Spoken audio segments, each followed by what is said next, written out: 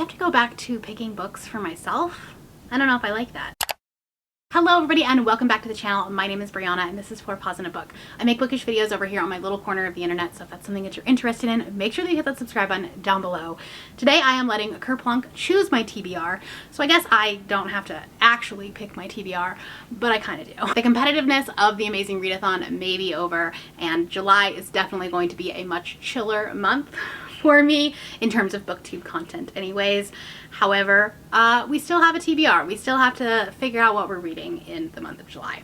I do have quite a bit going on in my personal life for July. We'll have family in town, so I don't know that I'll be reading as much as I normally do in a month. So that will definitely be taken into consideration, but we're still going to play this game. It's still going to be a fun time. I am resetting myself because obviously with the Amazing Readathon, I wasn't able to pick the books that I necessarily wanted to for the prompts because it all depended on the spinner wheel and what team I was on at the time. So I'm not giving myself any type of punishment roll. We will start over in July. It's the second half of the year. It makes more sense that we're doing it that way. I am filming this a little bit early, so as of filming, I'm not sure what we're doing for the Accidental Book Club or Boozy Book Club. To be honest, we may be taking the month off.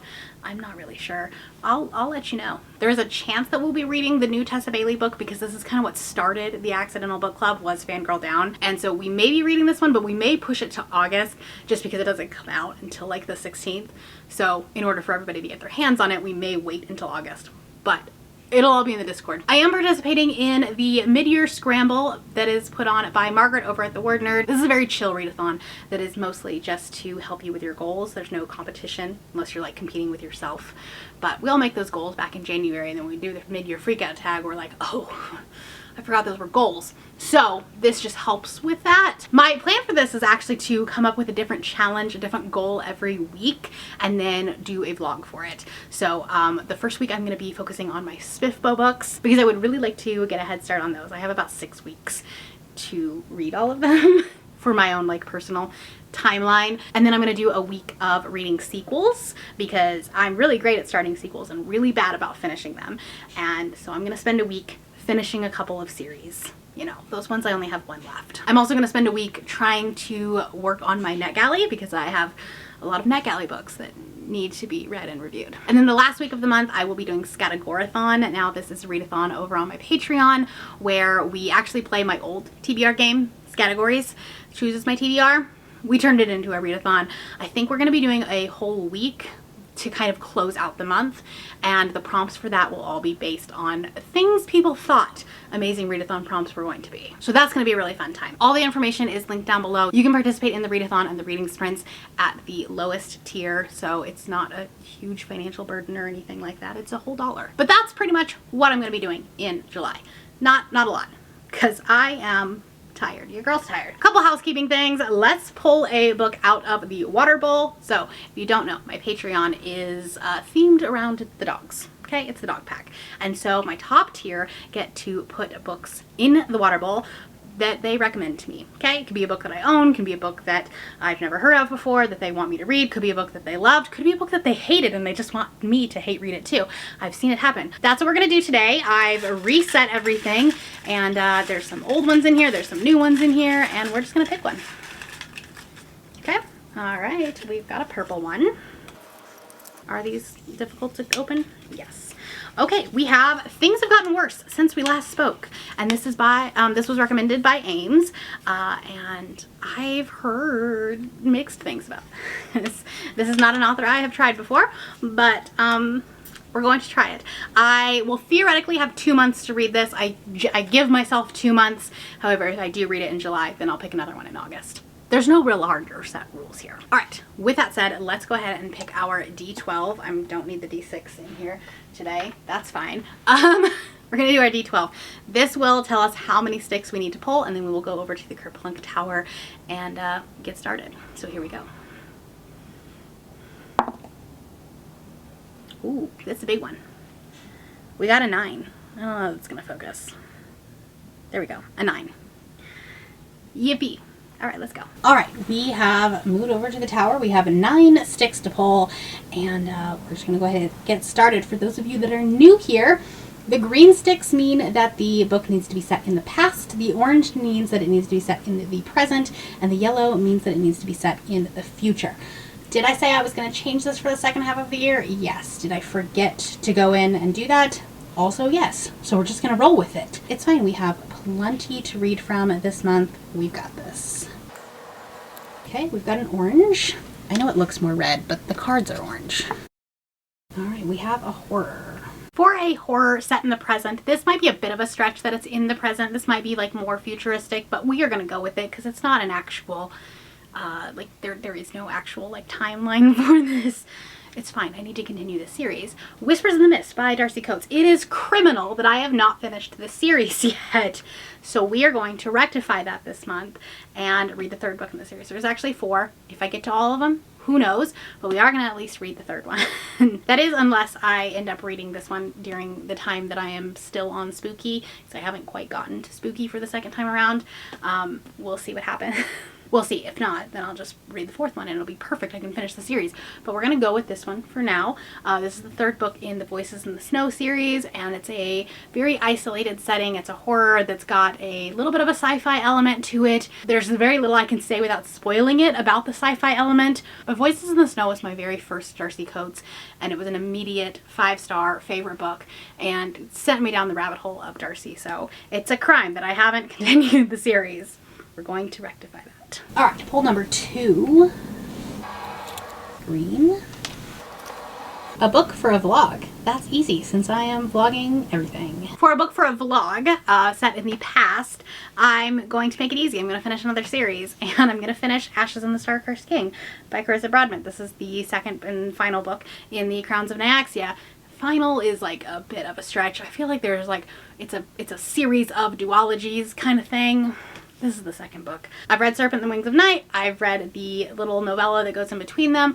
I need to continue the series. Again, a crime I have not continued this. I was deciding between this one or the last book in the War of Lost Hearts, The Mother of Death and Dawn. However, I have another project for that one in mind that's not going to happen in July, so we're going to go with this one for July. If you don't know what this is a vampire romance.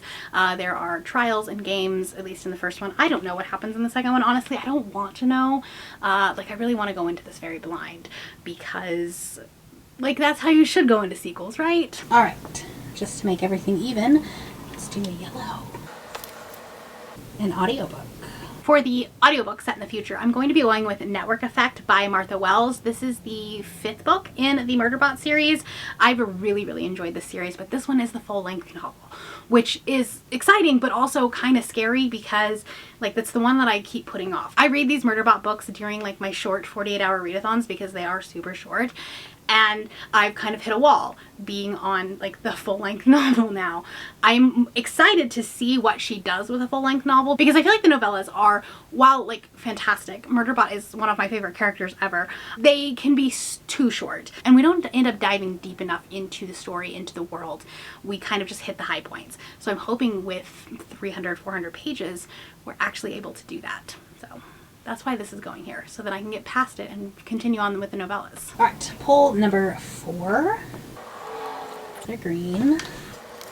Ooh, a recently hauled book. We love that. For the recently hauled book set in the past, I'm going to be cheating a little bit with this one. I guess it's not really cheating because I did actually find it for free on the Stuff Your Kindle Day, so it is still technically a hauled book, but I'm going to be picking a Spiffbo book. Right now I have in mind The Fires of Capricut. This one is probably my most anticipated of the 10 that's on my list. This one just sounds really cool, and the magic and the world building sound really interesting, and quite a few of the reviews have said that this is a character-driven book, which is like a buzzword for me. I love a good character-driven book. This is about Caprica, this city of Caprica that is hunted by tigers at night. This main character is the physician's assistant, but then becomes an experiment. There is a disease going on that like is killing most of the people, and somehow she has survived it, but she's gone through some changes because of it. All right, pull number 5. This is getting harder, isn't it?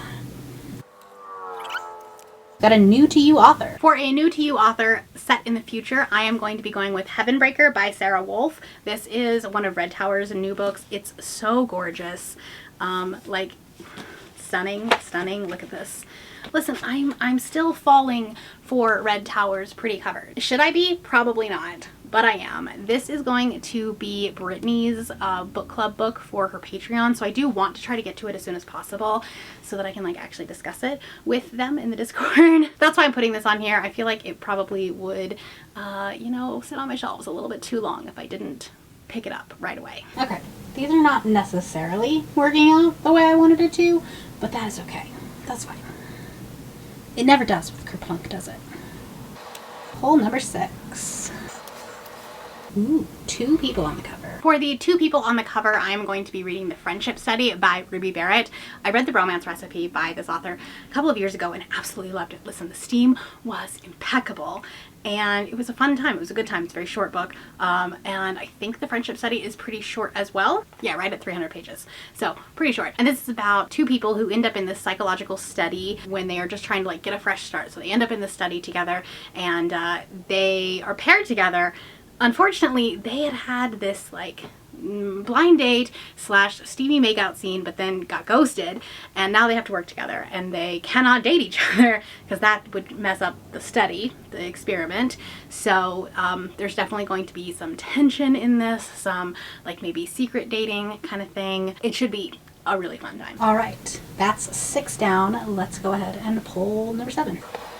Okay, we'll do another contemporary. Or present day, anyways. Oh, we got a recently hauled book for this one too. For a recently hauled book set in the present, I am gonna stretch it a little bit. This one is not necessarily like a super recently hauled. I think I hauled it back in late April, early May. We're still gonna go with it because I want to finish the series. We're gonna read American King by Sierra Simone. This is the 3rd book in the new Camelot trilogy. I read American Queen, absolutely loved it. Then I read American Prince, which is the 2nd one, and didn't like it. So I didn't want to continue the series. However, I also didn't like the 2nd book in the Priest series. So, you know, maybe I just don't like 2nd books in Sierra's series, and this one will be fine. This is about the President of the United States, the Vice President of the United States, and the First Lady, all together. So it's good sexy time. Obviously Sierra Simone writes like god tier smut. I love her characters. Sometimes, you know, she writes tropes that I don't necessarily like. Here's the thing, when I said that I didn't like American Prince and I said I didn't like Sinner, it was not because of her writing, it's not because of the characters, it's because of the tropes that were used. And I think that regardless of who had written the book, I wouldn't have liked it because of the tropes. That makes sense. I still trust Sierra. I trust her writing. Also, she is a wonderful human being, and I get to meet her again. Yeah, it's DB lit. So I want to read another one of her books. All right, hole number 8. So far, we've been okay with marbles not falling. Let's see if we can get lucky. All right, we've got a friend pick. For a friend pick set in the past, I texted the group. I gave them 3 options. I was a little bit pickier this time. 3 options of Spiffbo books, and they were pretty split, but there were 2 votes for Stone Cold Alibi, so this is the one that's going to win. This is a like fantastic noir. There's like a mystery element to it. There's this like agent who is trying to figure out a crime that happened. It's set in New Orleans, and like people are dying, and then he has to figure out this like what's going on, but also there are like angels and demons. I don't know, it sounds really intriguing. So this one will be a book that I read for the Spiffbo vlog. Okay, last pick, hopefully. We're gonna go ahead and pick a yellow so that way we have an even number of all of them. And look at that, Kerplunk was nice. I was like, you know what, you've had a difficult month in June. Have something semi-easy. Here we go. We've got a female author. Finally, for a female author set in the future, I'm going to go with Ghost Station by S.A. Barnes. I tried to read this one as an ARC a couple of months ago. I just had the audio ARC, and I don't know that the audiobook is the way to go with this one. I read about 15 or 20% of it, and I think it started out really strong, but it ended, like it started to get really boring, really repetitive. And I don't know if it was just because I just had the audiobook, so if I need to like physically read it or immersion read it, I don't know. We're gonna try again and see what happens. But I really loved Dead Silence, and the idea of sci-fi horror or space horror just is so intriguing to me because your brain plays so many tricks on you when you are running out of oxygen, when you are isolated and you don't have anyone around you, and like, you know, things are happening that you could literally die. This is about a crew who is like, they are investigating or like researching this prevention of Eckhart-Reiser syndrome, ERS, which resulted in the brutal murders of 29 people. It's personal to our captain, and the crew has set up residency on an abandoned planet, but it seems that the crew is hiding something. I mean, like, the conceptually, this sounds really good, but I hope it is. I hope that it was just the audiobook. Okay, so here are the books that I'm going to be reading in July, plus the ebooks that I don't have physical copies of. It's not a quiet month. Remember when I said I may not read as much, and then I did this. I picked tomes, I picked big books. I'm not mad about it because I feel like I was reading a lot of shorter books for June to try to finish things in a couple of days. So honestly, like, having some big books on here is fun because I'll be able to really immerse myself. But do I think I can read 9 in a month? We'll see. We will see. Let me know down in the comments below a book that you are excited to read in July. And since I talked a lot about Spiffbo, I'm going to actually put my video up here where I talk about the 10 books that I need to read that are like my batch of books, because I have to read those July into early August as well. And if you're not feeling chatty, do some sort of like space emoji for Ghost Station, which is in the middle of here, but just go with it. That's all I have for you today. If you are new here and you have not yet subscribed, there's a little button that you can do so down below the video. If you'd like to hang out with me more, the links to my Instagram, Goodreads, Twitter, and my Patreon are linked in the description below. Thank you for watching, and I will see you next time. Bye!